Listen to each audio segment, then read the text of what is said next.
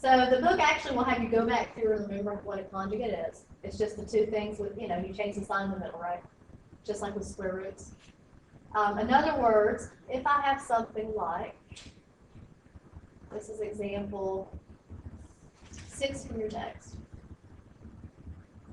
If I have something like -5 plus 9i all over 1 minus 2i.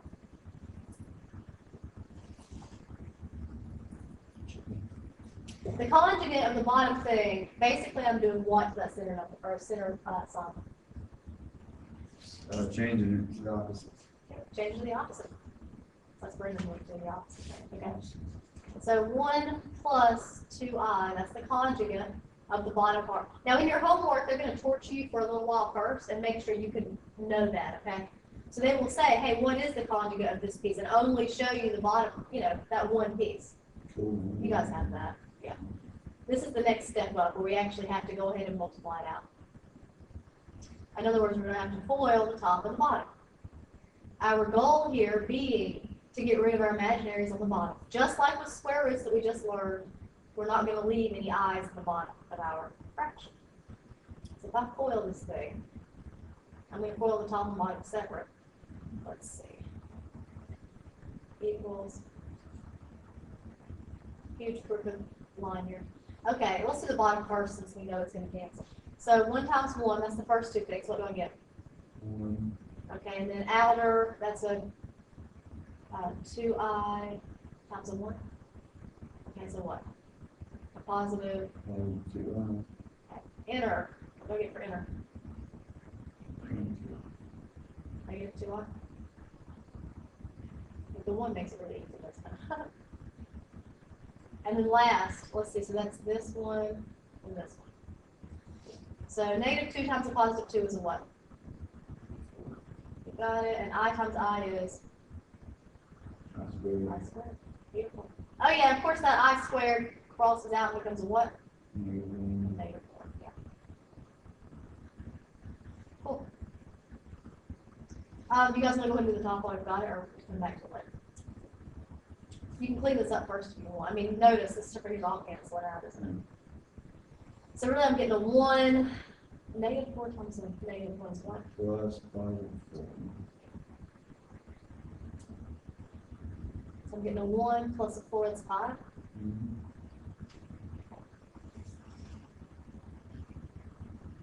And let's go ahead and, while still writing the same area, just to kind of save room on this little paper thing.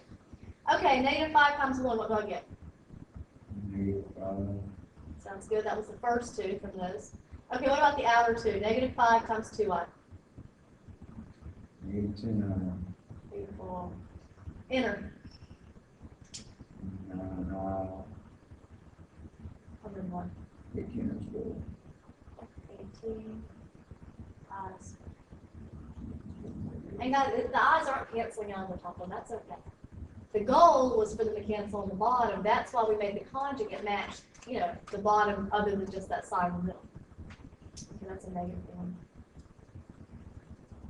In other words, we have -5 and a -18. What is that? Negative what?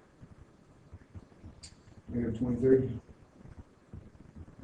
Is it negative 23? Okay, then how much I stuff do we have? -i. So that's already written pretty nice. If you wanted to write it as 2 separate pieces, remember you can share that 5 if they're both pieces, right? You could write it this way.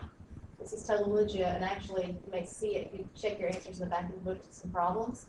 You may see it written like this, where you write the 23 over 5, and you separate that with the minus. And the part, whoever's writing it doesn't have to put a 1 on top. We'll do it just to be clear here.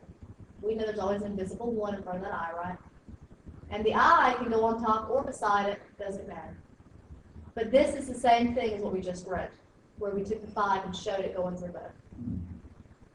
I know it's kind of ugly.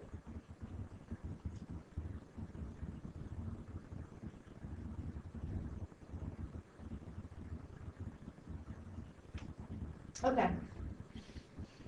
We have some more comments to make about powers of I. This is just like a fun little brain teaser at the end of the lesson. It's not a whole lot. Let's recall for a second that I squared is equal to what, guys? -1. That's one of the number one things we had to deal with this section. Yeah? So, what about if I had asked you, what is I cubed? Could you break that up in such a way that you would see what it is? 1.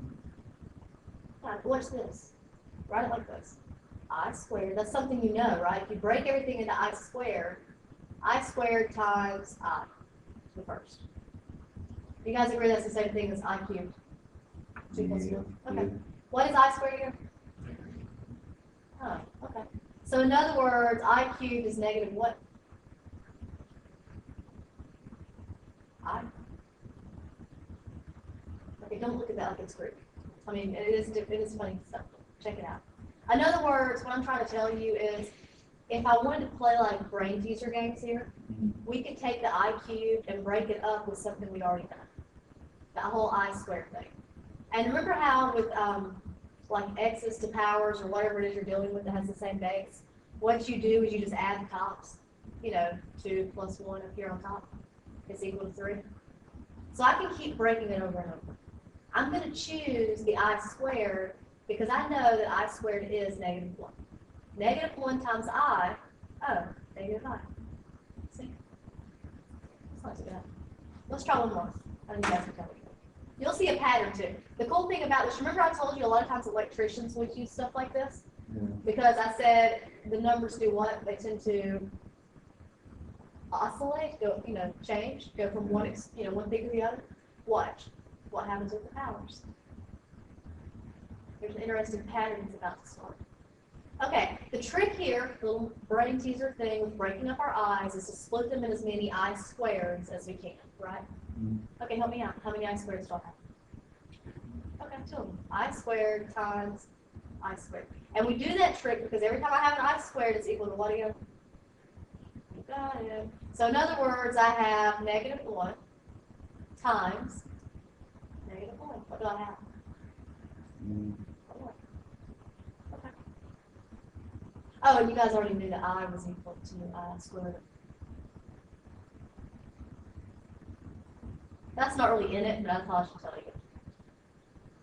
You remember that. So check out this cool series we have going on here. -1, -I, 1. I wonder what I in the fifth will be.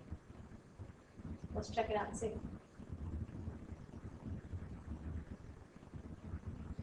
Why is it always doing that? Okay. So I squared, right? Times I squared.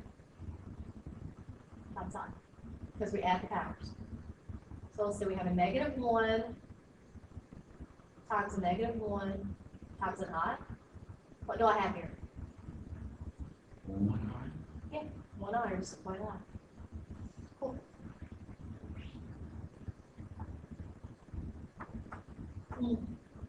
Soon I'm hoping this pattern will work. Let's try I to 6. I think it does here. Because once it repeats, then you can just look at it a lot faster. So it's more of just a pattern and not like actual figure Yeah, out what it is. between here and here, we're about to see a pattern that will start repeating with the imaginaries. But you can always treat it like a brain teaser. Yeah. You know? So in other words, with I to the 6, I have I squared, right? Times what? Squared times I squared. Okay. It's 2 plus 2 plus, that gives me a 6. So -1 times -1 times -1. What do I get? -1. Okay. And that's when you should see that it just like went full circle. See, up here, you got a -1. And now you have a -1. So the next thing that you would get would be a -I, and then you get a 1. You see what I'm saying? It's going to go through this series over and over. They will continue to torture you with this. The trick will be to try to pull out the I squared in some fashion. A lot of times it looks like you're going to want to try to get I squared like by multiplication. So for example, let me turn the page.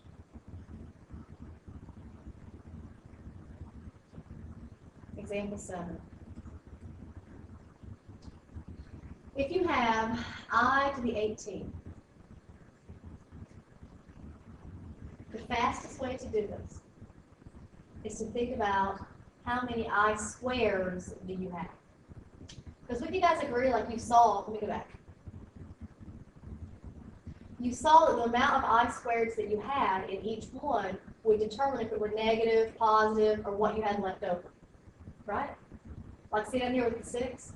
I actually could have written that I squared times, to the third power. I could have written it differently. Let me show you what I mean, because I didn't do it there. Right here, I squared 2 times what equals 18? 9, Okay. What is I squared equal to again? -1, So negative 1 to the 9 is equal to what? -1, Let's find one that stays in I. How about this one? Here's a big one that you'll see in kind of pattern. I did 75. So my goal again, guys, when they're big like this, because remember what we were doing every time is breaking it into I squareds. So this is like a more quick way of doing the same exact thing, is to try to write I squared to a power. First of all, does 2 go into that 75? 9, So what would it go into? What's the biggest thing less than 75 that would go into? biggest thing? Yeah. 25, I mean, like, think about another. What's the first even number if you look below 75? what's the even number again? Like, so 75, 74. Count down by one number is what I'm telling you. Because, in other words, if I write this, I to the 74 times I, you guys agree it's the same thing? Because 74 plus 1, I got 75. Why would I have done that? To make it go into 2, You got it. To make it 2 go into it. So here I have I squared to what power? In other words, put in your calculator 74 divided by 2. That's the question. 37. And we have an I here. So see how if there's I in the answer, like before, it would come out pretty fast? By the way, what is a negative 1 to the power of 37? We know 37 is odd, so is that going to kill my negative or leave it? You're right. It's going to leave it. But this, so in other words, this time I have a negative 1 times I, which is the same thing as negative I. So you're still going to always get answers similar to these. These are your only 4 options with answers, okay? Negative 1, negative I, 1, I. But a really fast way, instead of handwriting it out every single time, is to do this over here. This idea of pulling out the I squared. And if you can't, we'll count backward. And now you can.